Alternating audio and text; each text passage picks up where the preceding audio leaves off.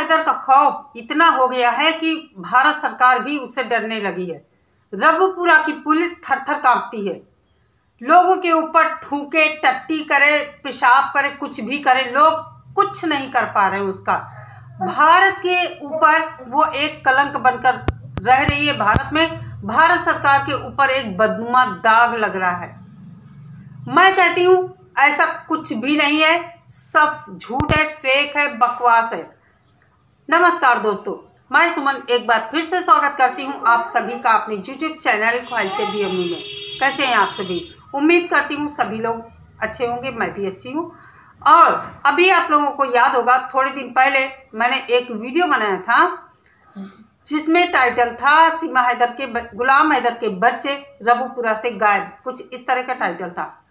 आप लोगों ने यहाँ आकर मुझे खूब खरी खोटी सुनाई, लेकिन क्या कभी आप लोग उनको इस तरह की खरी खोटी सुनाते हैं जो सच में झूठ अफवाहें फैलाते हैं, झूठ खबरें फैलाते हैं?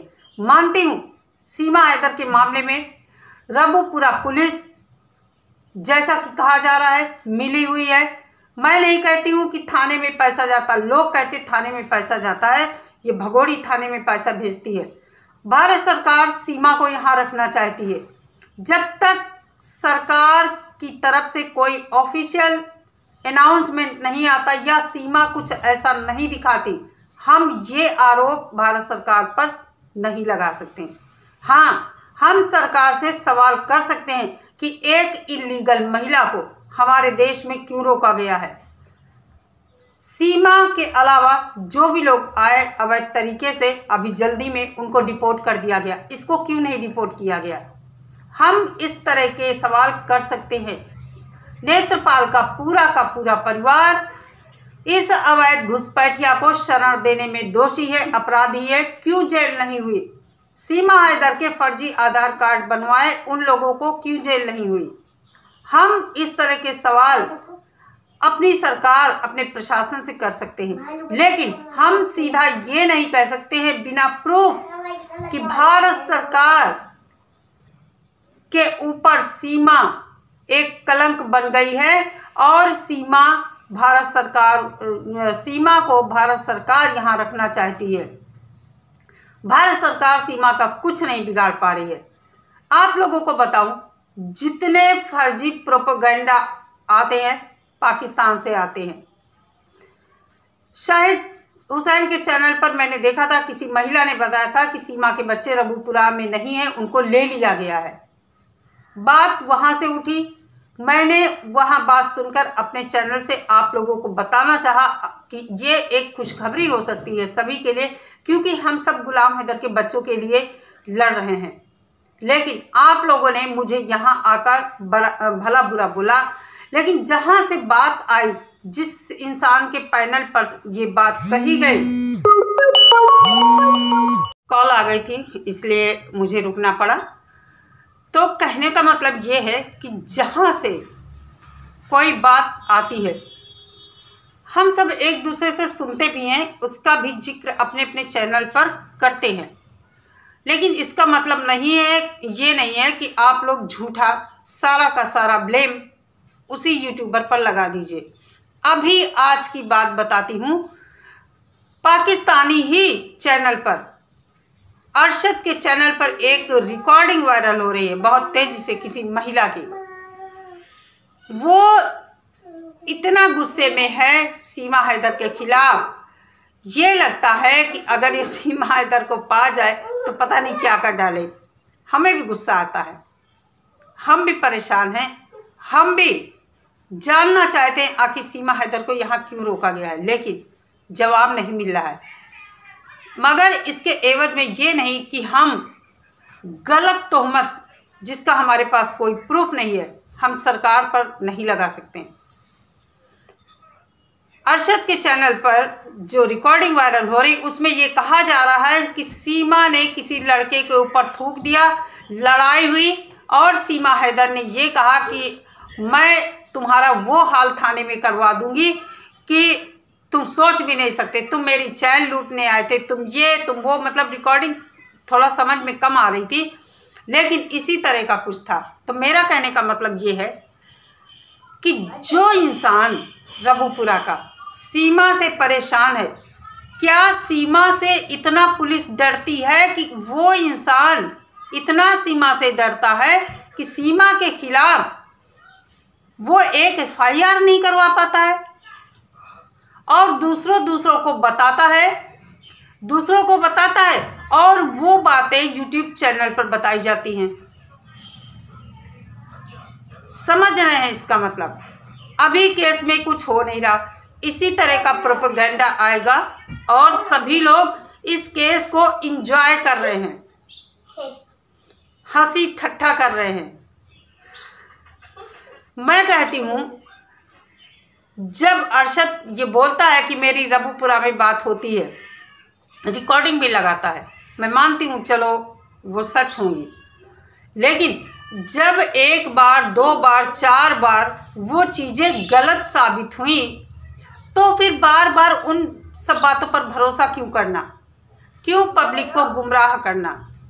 इसका एक ही मतलब है, यूट्यूबर कंटेंट क्रिएटर होता है, उसे कुछ भी चाहिए, लेकिन ये केस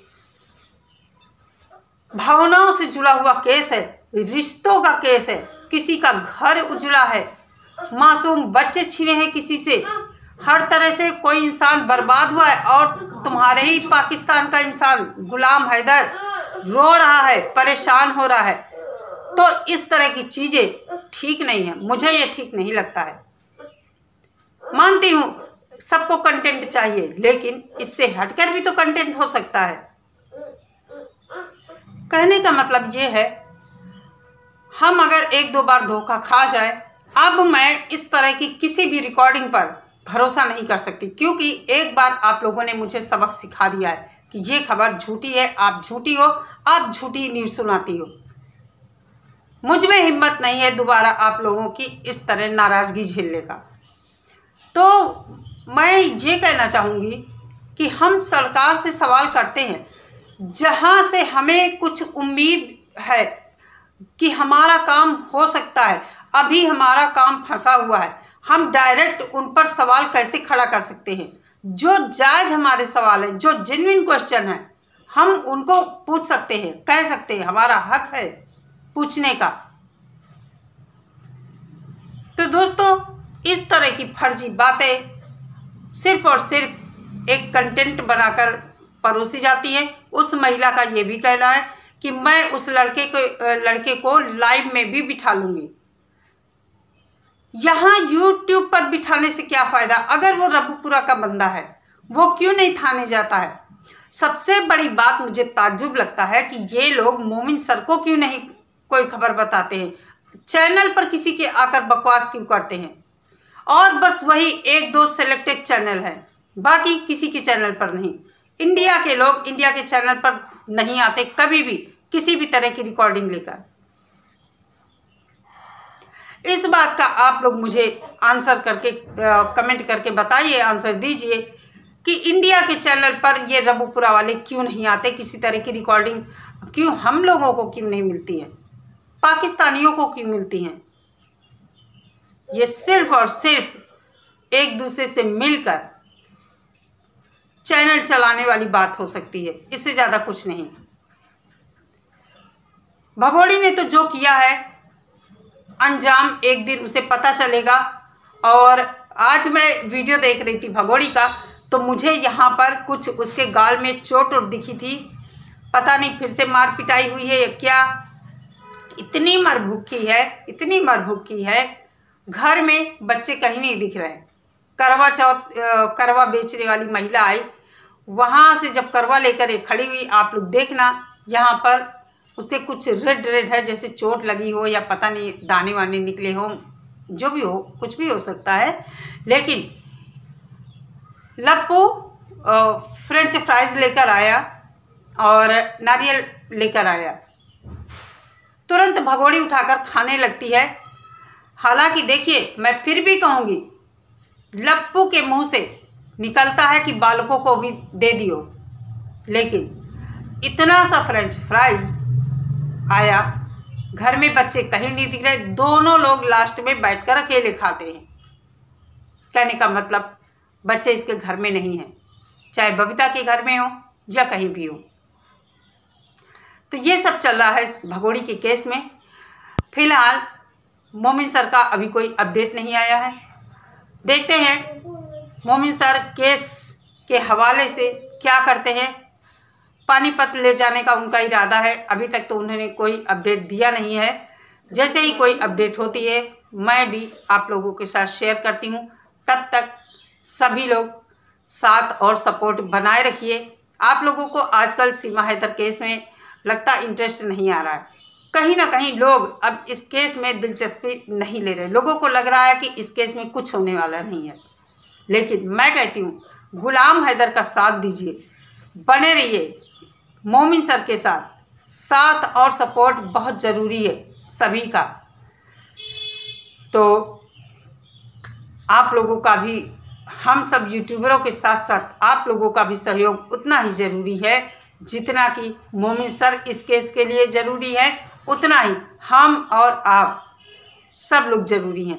गुलाम हैदर को इंसाफ मिल सके, लगातार आवाज़ उठाने की ज़रूरत है।